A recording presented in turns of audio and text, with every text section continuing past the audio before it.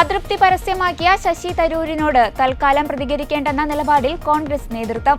നിലവിലെ നിലപാട് തുടരാനാണ് AICCയുടെ തീരുമാനം. കൂടുതൽ പ്രകോപിതനാക്കുന്ന പ്രതികരണങ്ങൾ ഉണ്ടാകില്ല. പരസ്യ പ്രസ്താവനകൾ വേണ്ടെന്നാണ് നിർദ്ദേശം. തരൂരുമായി നേതൃത്വം ചർച്ച നടത്തുമോ എന്നതിൽ അവ്യക്തത തുടരുകയാണ്.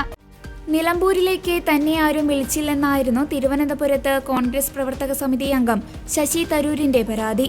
കോൺഗ്രസ് നേതൃത്വവുമായി തനിക്ക് അഭിപ്രായ വ്യത്യാസങ്ങളുണ്ടെന്നാണ് പോളിംഗ് നടക്കുന്നതിനിടെ ശശി തരൂർ തുറന്നടിച്ചത്. നിലമ്പൂരിലേക്ക് തന്നെ ക്ഷണിക്കാത്തതുകൊണ്ടാണ് പ്രചാരണത്തിന് പോകാത്തതെന്നാണ് തരൂർ മാധ്യമങ്ങളോട് പറഞ്ഞത്.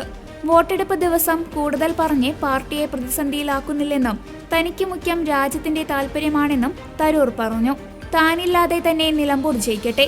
തിരുവനന്തപുരത്തെ ചില നേതാക്കൾ നിലമ്പൂരിൽ നേരിട്ടെത്തി പ്രവർത്തിച്ചിട്ടുണ്ടെന്നും അതിനുള്ള ഫലം കിട്ടട്ടെ എന്നും പറഞ്ഞ തരൂർ നേരിട്ട് ഇതിനെക്കുറിച്ച് പറയാനുള്ള സമയമാകുമ്പോൾ സംസാരിക്കാമെന്നും പറഞ്ഞിരുന്നു.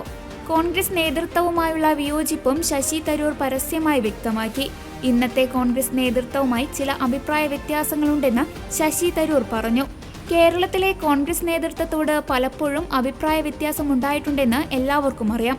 പക്ഷേ പാർട്ടിയോടും പാർട്ടി പ്രവർത്തകരോടുമെല്ലാം സൗഹൃദപരമായാണ് മുന്നോട്ട് പോകുന്നതെന്നും അദ്ദേഹം പറഞ്ഞു. BJPയിലേക്ക് പോകുന്നു എന്ന അഭ്യൂഹം അദ്ദേഹം തള്ളിയിരുന്നു. താൻ കോൺഗ്രസ് പാർട്ടിയിലെ ഒരംഗമാണ്, എവിടേക്കും പോകുന്നില്ല. ഒരു ചുമതല ഏറ്റെടുത്താൽ അതിൽ ആത്മവിശ്വാസത്തോടെയും ഉത്തരവാദിത്തത്തോടെയും പ്രവർത്തിക്കണം. തന്റെ ലൈൻ മാറിയിട്ടില്ല.